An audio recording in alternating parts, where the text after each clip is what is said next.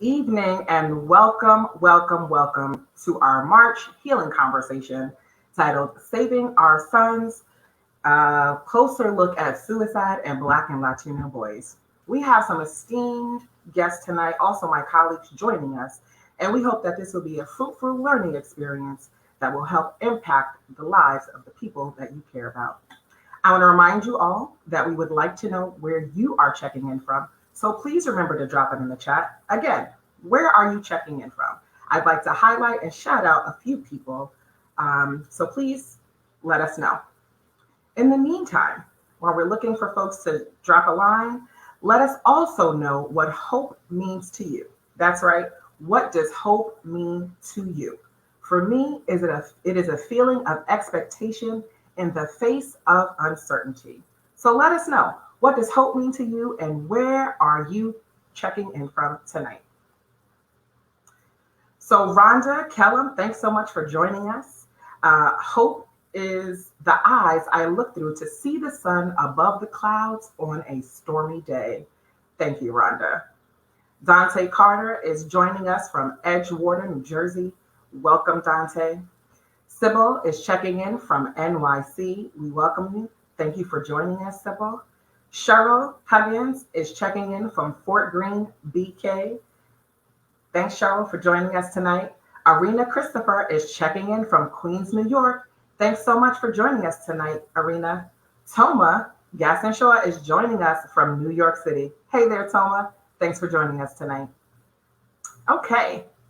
So I would like to let you know who our esteemed guests are for this evening.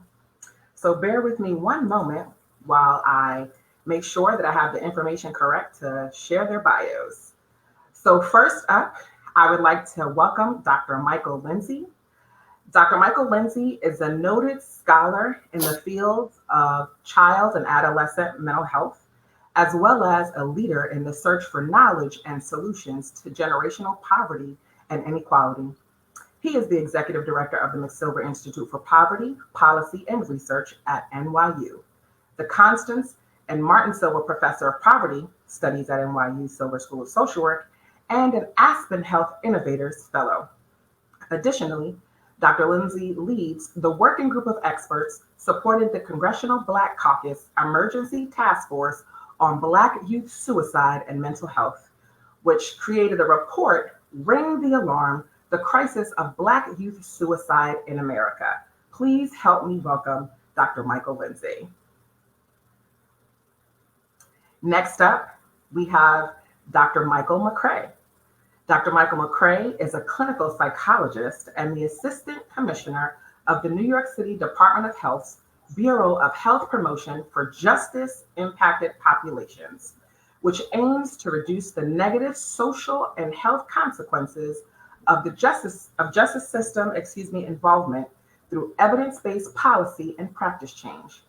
Anchoring his work in a trauma and a resilience-informed framework, Dr. McCray centers relationship building, racial and social justice, and inclusion to serve the most marginalized populations and their communities, particularly with respect to behavioral health issues. Dr. McCray views these as core to his history of effective program and policy development and implementation, as well as his ultimate goal of achieving health equity. Please help me welcome our second guest, Dr. Michael McCray. Third, and certainly not least, is Dr. Sydney Hankerson. Dr. Sydney Hankerson, MD, MBA, is co-director of the Columbia University Wellness Center, assistant professor of psychiatry at Columbia University Irving Medical Center, and research scientist at the New York State Psychiatric Institute. His NIH, National Institute of Health funded research, focuses on reducing racial and ethnic disparities in mental health treatment. He is a nationally recognized expert at faith-based mental health services, research, and has presented his study results at the White House, United Nations, National Institute of Mental Health, Substance Abuse and Mental Health Services Administration, as well as Gracie Mansion at the NYC Mayor's Office, and numerous national academies and conferences around the world. He is the inaugural member of the American Psychiatric Association's Council of Faith and Community Partnerships and served on the APA Council for Minority Mental Health and Health Disparities. Please help me welcome Dr. Sydney Hankerson. So I'm just going to do my own round of applause because we are blessed to have such esteemed colleagues join us tonight in this conversation around suicide in Black and Latino youth, Black and Latino males. So I have some questions that I'm going to share and ask the panelists. But before we do that, I'd like to share a few statistics that I think are important in helping us guide our conversation. So suicide was the 10th leading cause of death overall in the United States. Suicide was the second leading cause of death among individuals between the ages of 10 and 34. We have two more that we're going to share with you. Suicide among males is 4 times higher than among females. And I think we have some more. Thank you so much. Among Black and Latino populations, suicide rates peak during adolescence and young adulthood. So I'll let you all sit with that for just a moment. And I want to open this first question up to all of our panelists and ask, why is this such an important topic? Why should people care about what is happening with Black and Latino boys? And why might this topic be personal to you? I'm happy to jump in there. First and foremost, thank you, Dr. Green, for your introduction. And I'm also really honored to be here with two brothers that I really admire, Sydney and Michael. Michael is my Morehouse brother. Sydney, you're my fraternity brother. So this is really great to be here with you all. This is important because, Dr. Green, we're talking about our sons. We're talking about our nephews. We're talking about our cousins, our brothers. We're talking about people that we see and we care about on a daily basis. And the fact of the matter is, the numbers are astonishing in terms of what is happening with this population regarding the rising trends in suicide behaviors. We're seeing these trends go upward, and they have been doing so for the last 20 to 25 years.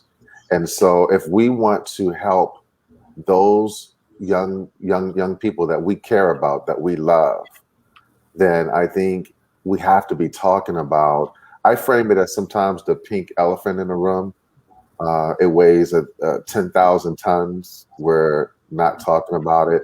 And sometimes we don't know what it looks like. We don't know how to engage our young people on these matters. And so tonight's discussion is really about helping us to bring those matters to the fore so that we can talk about them and deal with them in ways that are going to help us to save lives.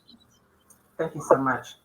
I know there are probably a few young people who are joining us for this conversation tonight as well, but I know that there's so many people, whether they're teachers or researchers or parents who are joining us, right? I think I shared with you earlier that I'm a part of a village of several young boys in my family, ranging in ages from 11 to 16, who are working towards navigating life and so many challenges and so many stressors, and those compounded during COVID. And so for me, this conversation is especially important as well. So I guess I'll take a stab next. I want to echo, Michael's sentiments and just thank you, Dr. Green, and the Hope Center for convening this conversation. It's so needed, and it's so often swept under the rug in our community. And I'd like to say, just as a putting it out there, that suicide can be a trigger for many people, and for people who listening tonight may have lost someone to suicide, and or may have made a suicide attempt in the past. We we hear you, we acknowledge your presence, and later this evening, resources will be shared, for those. And so I think that's just so important to frame. But this is an important topic for several reasons. And Michael really is a national expert in addressing the importance of this topic. I see this topic of suicide in Black and Latino boys through the lens of social justice. For the first time in our country's history, Black boys between the ages of 5 and 12 have higher rates of suicide than white boys. And so when people hear that statistic, they're in shock, because suicide is not something that we think about that happens in the Black and Latino communities. It's not something that we talk about. And it's certainly not something that we typically provide resources for. So this is really an issue that is affecting the next generation of Black men. It's something that we need to address. And I will say that, on a personal note, navigating the challenges of adolescence, of childhood as a Black boy in mostly white spaces, it was a very difficult time. And certainly, while I never actually, made a suicide attempt, I definitely did struggle with periods of depression in my adolescence, in my youth. And we know that depression is one of the most common risk factors for suicide. So this issue is so important to me on a personal level as well as a societal level. And it's so crucial that we're bringing it to light in this event. So much has already been said. Following Michael and Sydney, I can't help but think that I was most kind of excited about this conversation because I am thinking about the healing piece of it and the hope piece. So I see this as an opportunity to kind of get an understanding and kind of level set around kind of what's going on, what things need to be done, kind of at structural levels, practical levels, all those levels, and really how to move, our community together, forward. I think for me personally, echoing kind of Dr. Henker said, I think about myself. I was once a Black boy. I'm a Black man, and I realized that kind of experience, and I saw it when I was younger, and I see it now for kids who are that age, and it feels like it's even a heavier burden at times. Social media, bullying. Think about kind of pervasive racism. That is kind of bubbling up, has been bubbling up, and it's kind of now very public and talking about it, and that's very triggering for people. And that racism comes with systemic things or hurdles that are barriers to access and care. So to me, it's a time to acknowledge kind of this and really start to think about how can we move to kind of fill in those gaps to make sure that we are really taking care of the next generation of Black men. Thank you. I want to move to the next question, and that is, what are some of the contributing factors to the rising rates of suicide in Black and Latino boys? And I think that's going to lead us into our next question that talks a little bit more also about what depression looks like. But let's talk a little bit about what are some of the things that are contributing to these rising rates. I'll tackle that one. If you all don't mind first. So a number of things, and I can go on and on about what are some of the risk factors and things that we should be looking for. But the reality is that we still need to understand what is happening with Black and Latino boys, because quite frankly, the research is not always clear about what are the telltale signs. But what we do know is that Black and Latinx boys or children are over-suspended and expelled from school. I want to start there as a contributing factor. They are typically suspended or expelled from school for behaviors that are treatable in terms of behavioral health, right? Oftentimes it is the case that their white counterparts will receive those services because they attend schools where their services are available. Oftentimes it is the case for Black and Latino boys is that they're attending schools and there's no behavioral health professional.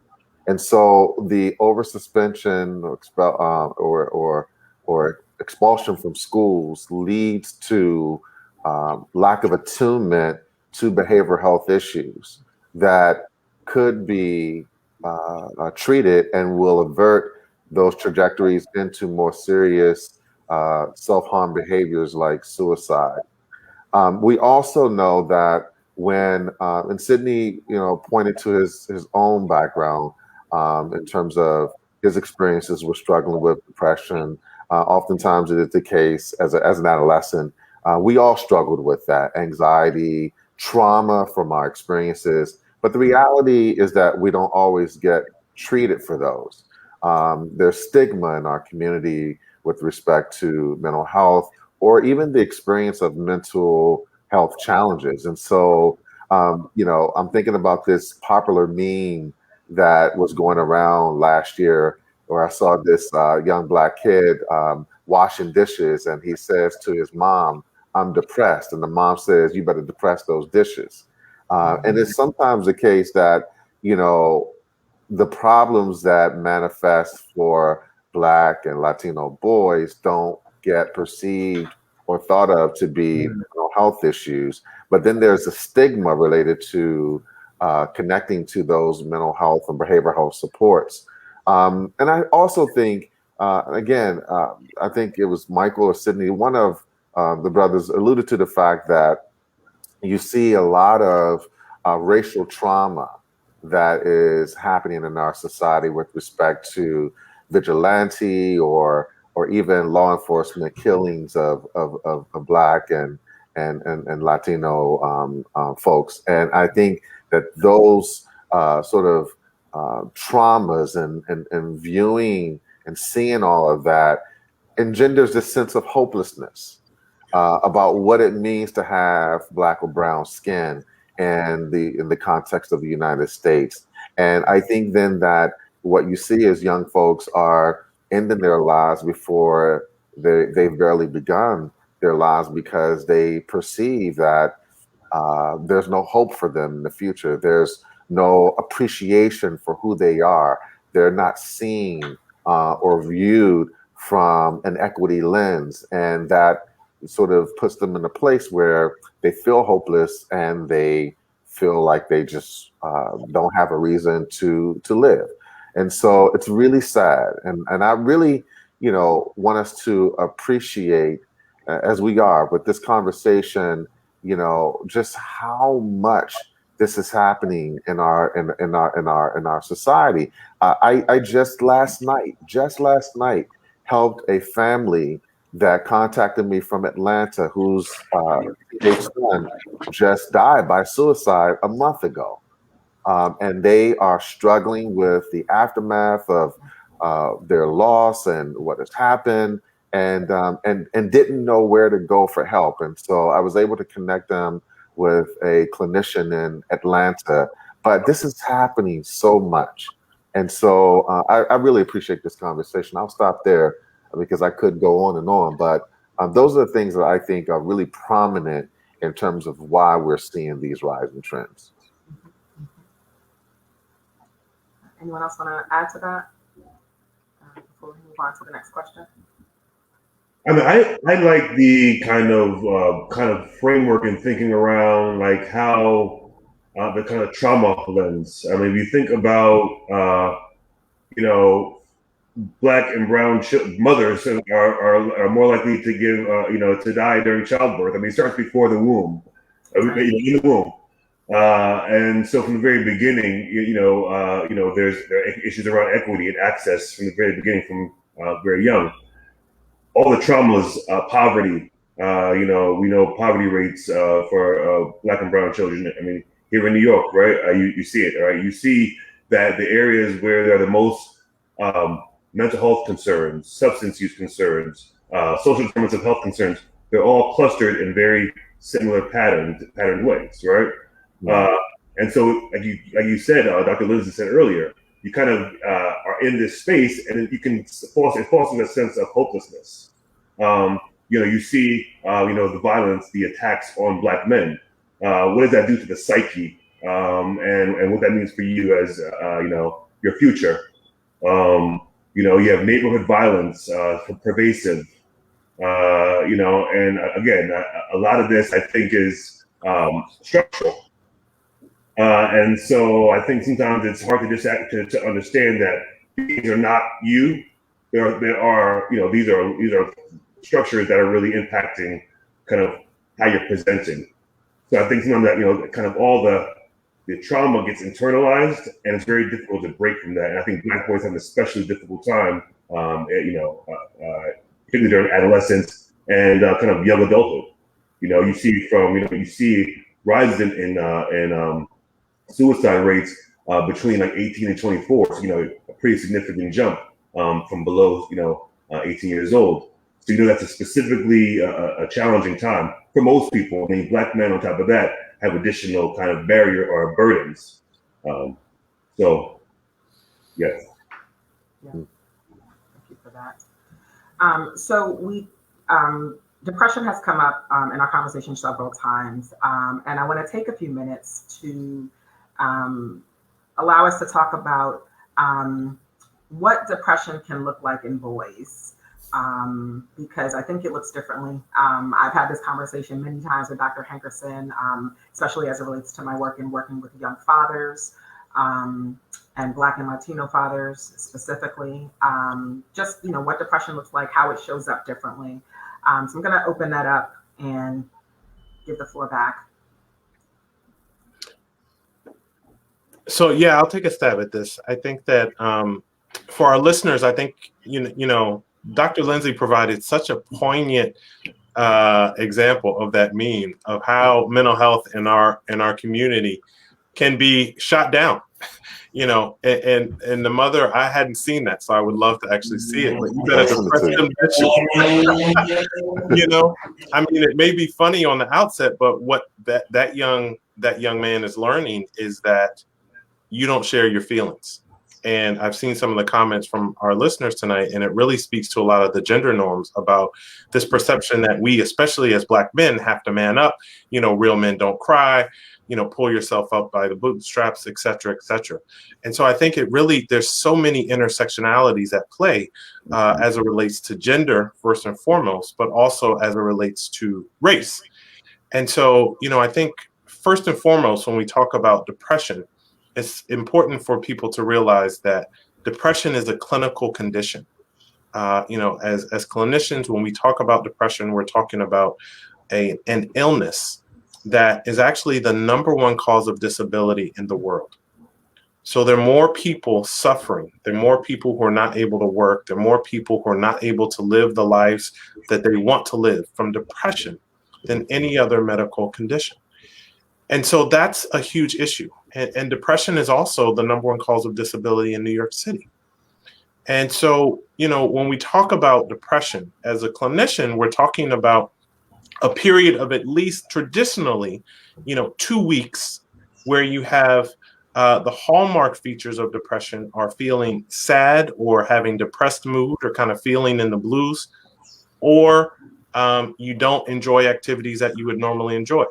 So as an example, if you love normally watching the March Madness, the NCAA tournament, which is going on now, if someone were depressed, they would get no enjoyment or pleasure out of watching those games and wouldn't want to do that. And so those are really the two core features or symptoms of depression. And there are kind of 9 other symptoms ranging from appetite changes to difficulty concentrating to sleep problems. And I think it's important for people to realize that having thoughts of suicide or actually making a suicide attempt are one of the 9 symptoms of depression. And so that's why the link between depression and suicide is so intertwined, because having thoughts of suicide is actually one of the core features of clinical depression. Now, in boys, and in Black boys in particular, depression can look and does look different. Instead of, kids talking about feeling sad or depressed, they may act out and have irritability or get into fights. And so that's a key difference. Another key difference is kind of withdrawal.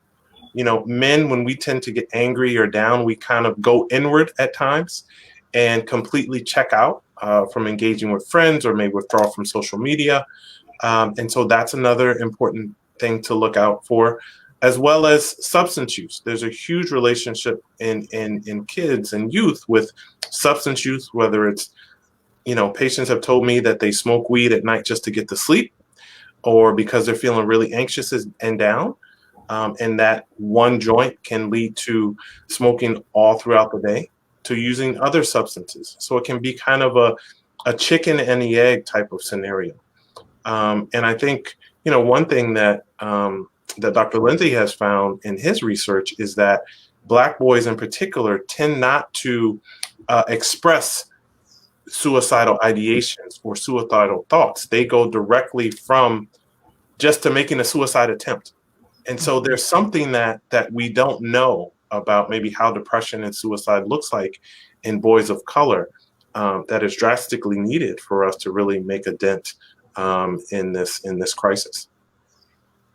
Yeah, no, that's Dr. Hankerson hit it out of the ballpark with just really giving us that important broad overview of, but specific to what's happening with Black boys and depression.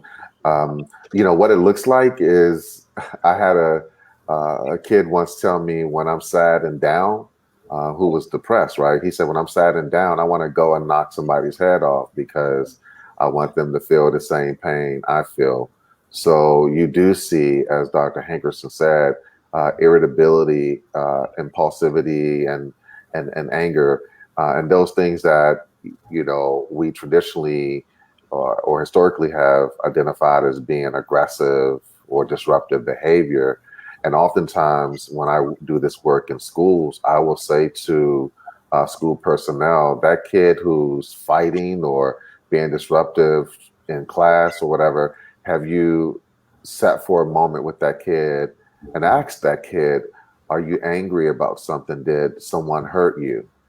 Because what's really underneath a lot of the outward display of behaviors we see is this internal pain and struggle. I also want to just echo something that Dr. Hankerson said, which is that we often hear from kids that they have a headache or a stomach ache. And if it's persistent and you constantly hear that, that is also a warning sign that the kid might be depressed or anxious, or even dealing with trauma of some nature. And so it's good to hone in a bit more and sort of get a sense of what it is they're struggling with to further confirm that it might be a mental health struggle.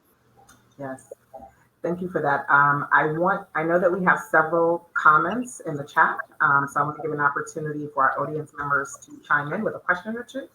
And I'll wait for that to come up to the screen. Okay, so we have a question from Jay Siri.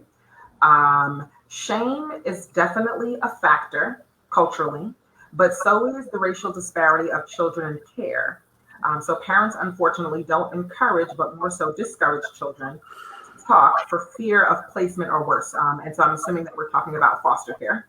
A lot of fear around consequences or punishment instead of support plays a steady hand in opening up. Parents also discourage out of feeling guilt for a child's diagnosis. So as long as the kid is okay, they feel that their parenting is okay. Thank you for that. Thank you for that. And go ahead. I just wanted to ask, so I saw two words in the last comment really struck me, and it was shame and guilt. Mm-hmm. And so I think those two words are kind of poignant to me. When we think about shame is, it's identity based. It's hard to get rid of shame, right? If you do something wrong, you can be guilty, and you can kind of, you can kind of make up for, you can apologize. But shame is much more much more central to who you are in terms of as a concept. So I think that to me, I feel like those are really poignant words and really important in how we think about and work with kids who may be dealing with shame and guilt, because those are also core features of important predictors of suicide attempts. Yeah, you know what? I also want to just build on what Dr. McRae is saying. I think Jay provided a lot of that comment was potent. There's a lot there, right? A lot. And so there's a couple of things I want to just highlight. One, I do think that this is from my work, from my research and clinical practice. I think Jay hit a lot of things on the head, right? One is that we hear from families their concern about what the therapeutic process will entail. We have often, and I know I heard myself growing up, I'm sure everyone in these panels have heard from their family, do not talk about the family business in public. Do not say to anyone what is happening in this house.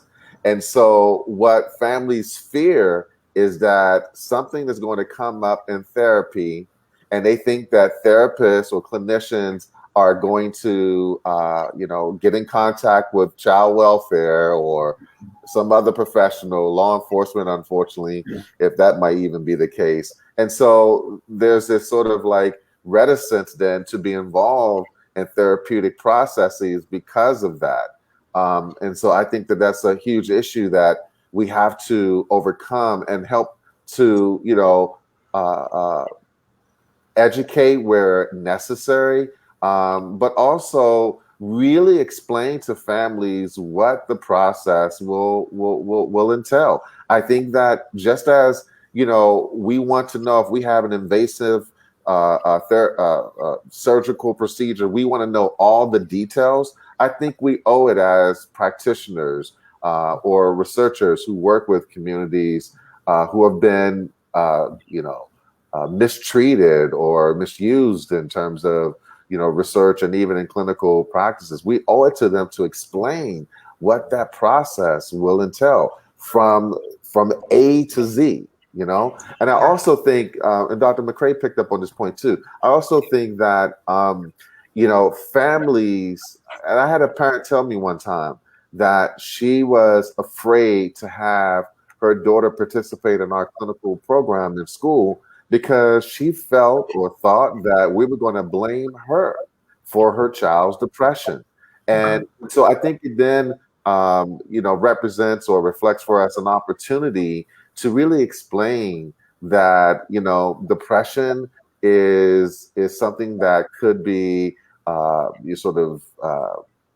it can be passed along from generation to generation. It could be related to environmental circumstances, the whole nine, and that it's not about bad parenting, And so I think those are really, really key issues that we owe it to our families to be very clear about, so that we can destigmatize and demystify in some ways what the therapy process is going to be about. Yeah, and I would also add too that incorporating more culturally inclusive practices in therapy, right, is important, and then also having an opportunity to work with clinicians that look like you, that you feel are going to understand your experiences, and understand why you may have spanked your child, or why you perhaps didn't reach out for help earlier, right, or understand the faith-based part of yourself that gets included when you're thinking about care, self-care, or treatment. Or what you should do. So I just wanted to lift that up. I want to make sure that, I know we have some more questions, but I want to make sure that I ask this question because I think it's super important as we talk about this conversation. How can we support our boys? What does support look like, right? And when we're thinking about, we can talk about that in a couple of different ways, but also thinking about how can parents or grandparents or whoever's a part of the lives of our young boys, especially when we're thinking about the fact that they're less likely to express their feelings. What does support look like? Because I want to make sure that our folks have some tangible and some concrete examples to take home tonight. I want to build even on. I think it kind of segues nicely. I think what Dr. Lindsay was saying earlier around stigma. and kind of how we think about mental health in our families, in our communities, and just to recognize, kind of to normalize the idea that everyone has mental health. Mental illness is one thing, but everyone, sadness is normal at times. Anxiety is normal at times, right? And so I think it's around, I think it starts in the home, even having very honest conversations about kind of how you're feeling, modeling that behavior for your sons. I think that it becomes difficult because if you have a hard time yourself with that, then how do you kind of practice that?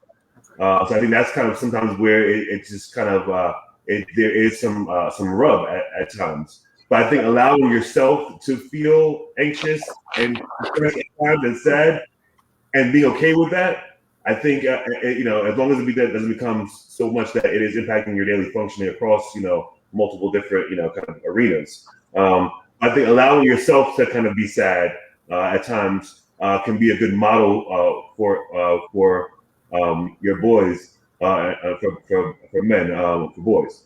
I think that not kind of saying the kind of boys don't cry, don't be a punk, those kinds of things. Man up, all those things.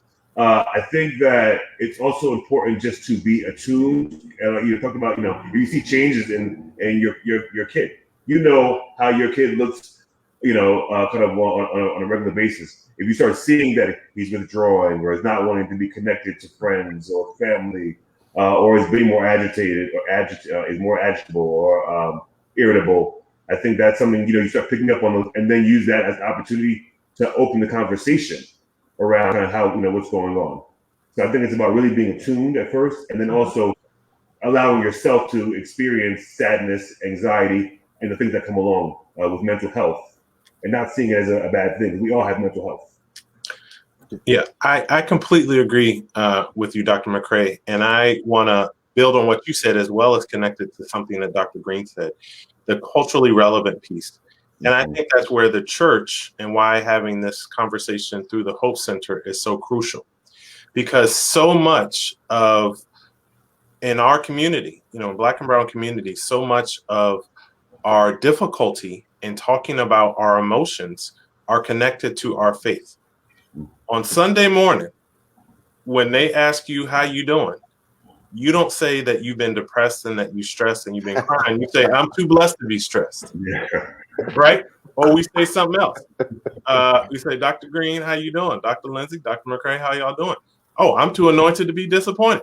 Yeah. So we have created these automatic sayings that masks our true feelings. Yeah. And just like the meme, that Dr. Lindsay talked about with you better depress these dishes. That's so powerful to me. Yeah. Because here you have a young boy asking for help and a parent shutting it down. And so I think, it's really incumbent upon adults to model for our children what it looks like to own our feelings and allow ourselves to be vulnerable. And this is hard because we have not been taught how to do that. And so much of that is connected to the structural racism that our parents, especially those who grew up in the Jim Crow South and segregation in the North, had to deal with. We had to keep going. We had to be John Henry and keep building that railroad. But that attitude and that mindset is killing us, and it's making us die prematurely. And so I think absolutely we have to set as mentors, as parents, as coaches, as uncles, as fathers, as aunts, we have to own our own pain and be willing to share it and model it for our children so that they can create spaces for be vulnerable. And I think another thing that we need to do is we really need to leverage the trust of, community settings, from churches to barbershops. When you sit in that barber chair, even though my haircuts take much less time now. I think all of us take much less time, right? But my barber knew when I was getting engaged. He actually told me the vendor in the Diamond District where to go. He knew when I was going to move, like your barbers and similarly, in the beauty salon, they're informal counselors. Our coaches are informal counselors. Our teachers can be, our fraternities and sororities. So I think that we have to really empower folks in our community to be really champions for promoting mental health and monitoring the mental health needs in our youth. And then maybe the last thing we need to do is really create spaces for children to talk about their emotions, and especially now, how issues around racism and social media bullying are impacting them. These kids today are exposed to so much that we weren't exposed to. Yeah, can I just add one thing? I cannot make this up. This question is so powerful, Dr. Green, because just before I was logging on to be a part of this important conversation, my little sister called me from Washington, D.C. She's raising 2 young Black boys. And she said, bro, I need you. And I said, I can't talk right now. I got to go to something. She said, no, I need you for like a few seconds.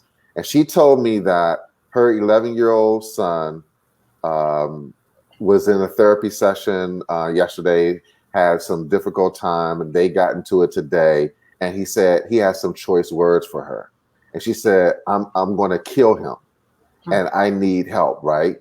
And so I said, well, I'm going to call you back in a few minutes. She said, well, she already reached out. I have 2 other brothers that live in the DC area. She said she had reached out and she's calling around to all of his uncles for them to spend some time with him. Now, my sister didn't know this, but she actually did something very powerful that I have empirically documented in research, which is that single moms are very good at creating villages for their children, particularly for sons.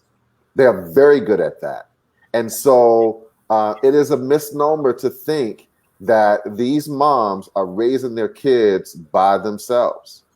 Moms create villages for their children. And that's what my sister did. She reached out to her village and said, listen, I am a single mom raising these boys by myself. This one I need help with. And we're going to help her. And I think moms do that. And so Sydney and Michael have made that point. We have to reach out to our village and use them when we need those, when we have those moments where we need their support. Absolutely. I was going to also, Dr. McCray, go ahead. Well, I think I wanted to add something because I know that we have been talking about normalizing mental health in our families now, and I have a feeling. I also have just anecdotally through my work with the health department, I think Black communities are talking more about mental health as well, and they are interested in kind of resources and how to help themselves out and their families. So I don't want to also come across as though we don't talk about it at all. But I think times are changing. And I think, that's been abundantly clear to me, particularly during the pandemic, as kind of stressors have kind of mounted on top of old stressors. So I think we have seen that. The health department actually is doing direct, conversations across various communities across the city, COVID conversations in communities. So we have reached many people. And so I think it's a good thing. It's good because I think we're coming to a place where we realize that we do want to talk about and need help around mental health. So I want to just kind of plug that piece in there. Yeah, great point. I just wanted to add a point about the importance of mentorship as we're thinking about creating these villages and communities that can be both formal and informal, and that we don't have to do these things on our own, right? We were created in community. Especially in communities of color, and we need to continue to find new and creative ways to build our village, to ask for help, to help sustain all of us, right? Because the support is not just for our young people, but it's also for us too, right? Because we also need breaks. We also need people to talk to outside of just going to therapy. We need someone who's going to come and pick up the children and give you a break, right? So folks like your sister can have a moment to decompress. So thinking about how we can do that. We have about 5 We have about 8 minutes left or so. And I want to ask the question really quickly as we're talking about thinking about suicide, particularly in Black and Latino boys, as a public health crisis. I think we use that term, but I wanted to give Dr. Lindsay a moment to talk a little bit about his work with the Black Caucus and some of the things that you all are doing and some of the legislation that is moving forward because of the good work that you're doing and moving this issue forward. Yes, Dr. Green, thank you so much. So actually, I'm actually really proud to say also that Dr.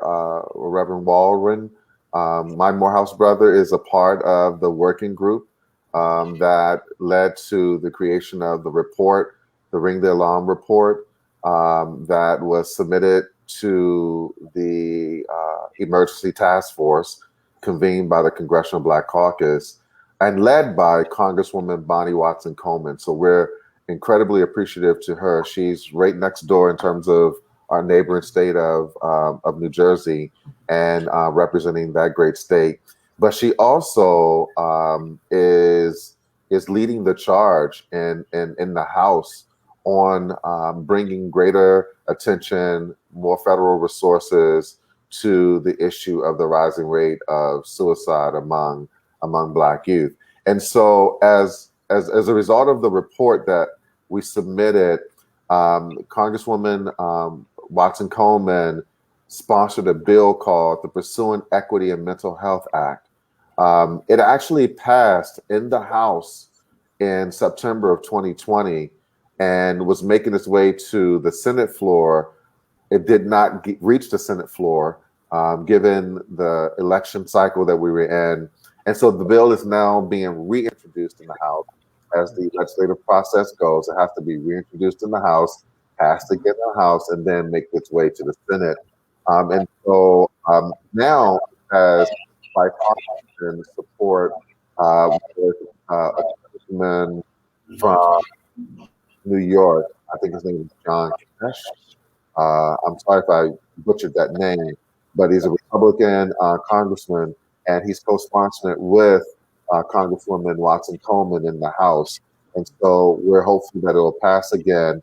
What that bill calls for essentially, and then in the Senate and on to the President, what that bill calls for essentially is the provision of $805 million in federal support for a number of areas. One, to make more behavioral health professionals available in schools, proportionate to the number of kids in schools, to have more spread of programs like mental health first aid that are going to increase our knowledge, create opportunities for those who are working with kids, coaches, mentors, to have greater knowledge about what the signs that a kid might be in trouble would look like. We're talking about creating pipelines. We talked about the need for, in this conversation tonight, more clinicians of color so that our families can go to people that look like them, that they feel perceive will have their best interests. And so we're talking about then creating greater opportunities for Black and Latino folks to go into these fields, to become researchers, to become mental health professionals, so that we can build up a greater sort of cadre of folks that are going to look like and represent the interest of those that are most in need. And then we're asking for more federal support to the National Institute of Mental Health, to the National Institute on Health Disparities, so that we can have more research that is funding folks that look like us in this space, right? Because there was a report that came out recently that I think only like 4% of the investigators that receive federal funding are Black. And that's problematic because, there's a lot of research going on in our communities. And so, we're asking for more money to be allocated to the NIH so that we can create opportunities for more research to be done, because we really don't know what are the precipitant factors. We We know anecdotally, we know from other research, but we need to have focused research on the risk factors that are leading to the rising trends in suicide. So that's a small portion of this huge bill that is going to bring a lot of support to communities that need it. Thank you so much. With our last few minutes, I'm going to ask also that our producer, Julius Jones, you can give us, once we're done here,